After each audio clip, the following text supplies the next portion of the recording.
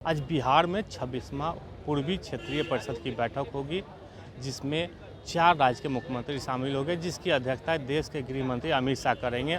और ये कयास लगाया जा रहा है कि बिहार के मुख्यमंत्री नीतीश कुमार अमित शाह से बिहार को विशेष राज्य दर्जा देने की मांग करेंगे, जिसको लेकर चिराग पासवान ने साफ तौर पे कहा है कि मुख्यमंत्री नीतीश कुमार के हम समर्थन करते हैं, क्योंकि बिहार को विशेष राज्य का दर्जा मिलना चाहिए।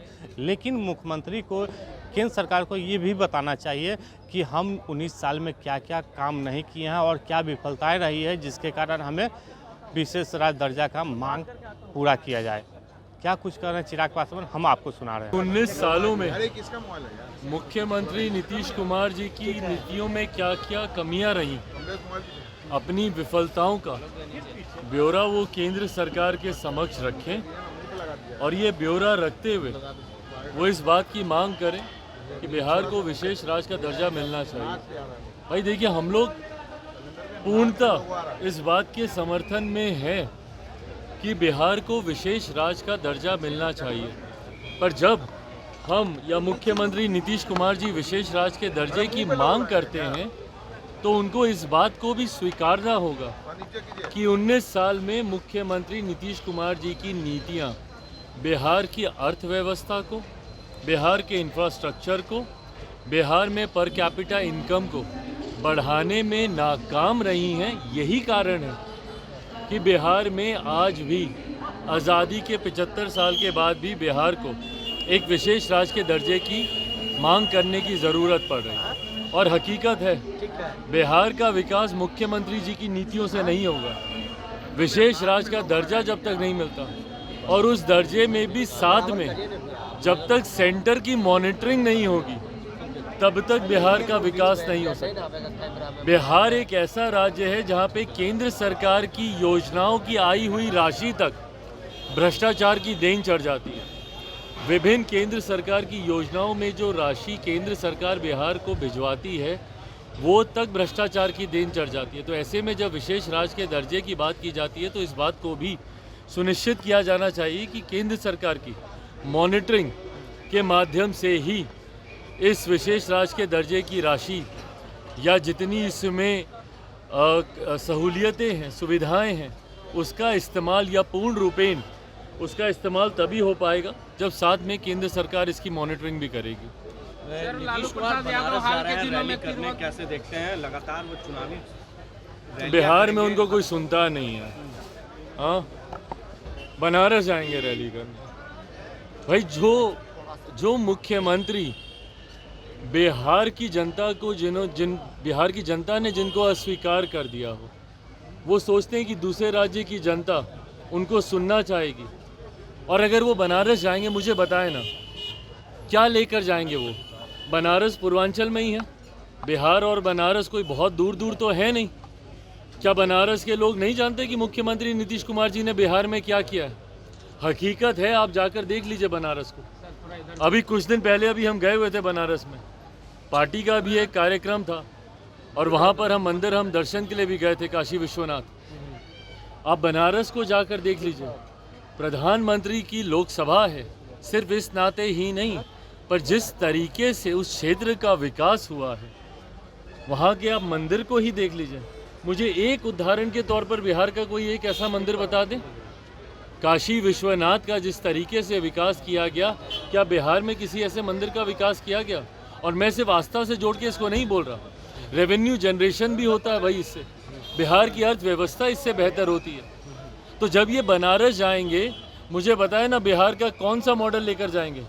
क्या जाकर बताएंगे बनारस के लोगों को कि भैया हम उसी प्रदेश से आए हैं जहाँ पे आए दिन हत्याएं होती हैं, या हम उस प्रदेश से आए हैं जहाँ के लोग दूसरे राज्यों में जाने के लिए मजबूर हैं शिक्षा के लिए, रोजगार के लिए, या हम उस प्रदेश से आए हैं जहाँ पे शराबबंदी तो है पर खुलेआम वहाँ पे शराब जाती है और इन्हीं सीमावर्ती इलाकों से शराब वहाँ पे जाती है।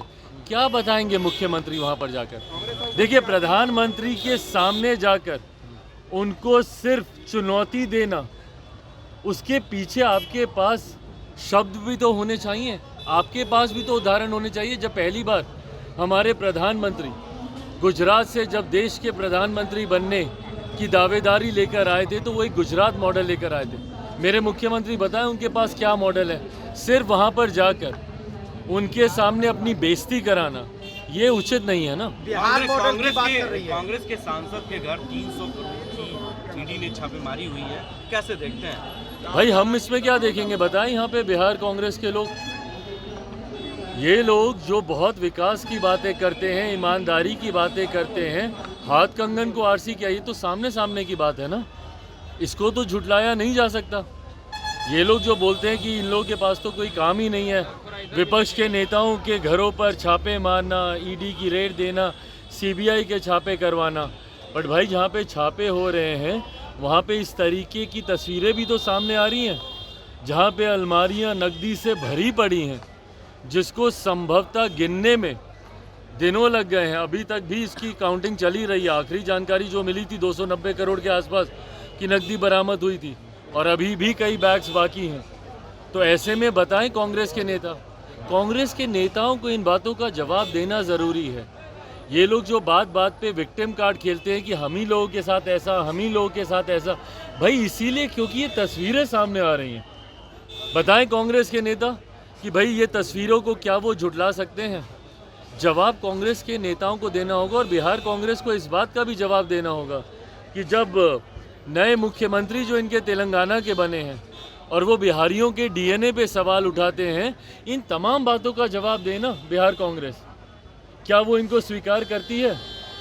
राहुल जी जब भारत जोड़ो यात्रा पर निकलते हैं और संभवतः चर्चा हो रही है कि दूसरा चरण होगा, दूसरा चरण ईस्ट टू वेस्ट या वेस्ट टू ईस्ट होगा, संभवतः इस बार वो बिहार भी आएंगे, तो जब वो बिहार अगर वो आएंगे तो क्या वो इस बात से सहमत है कि जब तेलंगाना के डीएनए को बिहार के डीएनए से बेहतर तेलंगाना के नए मुख्यमंत्री जो कि कांग्रेस के हैं, जब वो इन बातों को कहते हैं, हकीकत है कि कांग्रेस की फजीयत सिर्फ इसी बात से होती है। अरे प्रभु के पाठक जी का कार्य वही जाने, किस तरीके से वो बिहार में कार्य करना चाहते हैं और मुख्यमंत्री जी क्यों उनकी इन गलत बातों को, गलत फैसलों को और आए दिन उनके विवादित फैसलों को क्यों संरक्षण देते हैं, वो के पाठक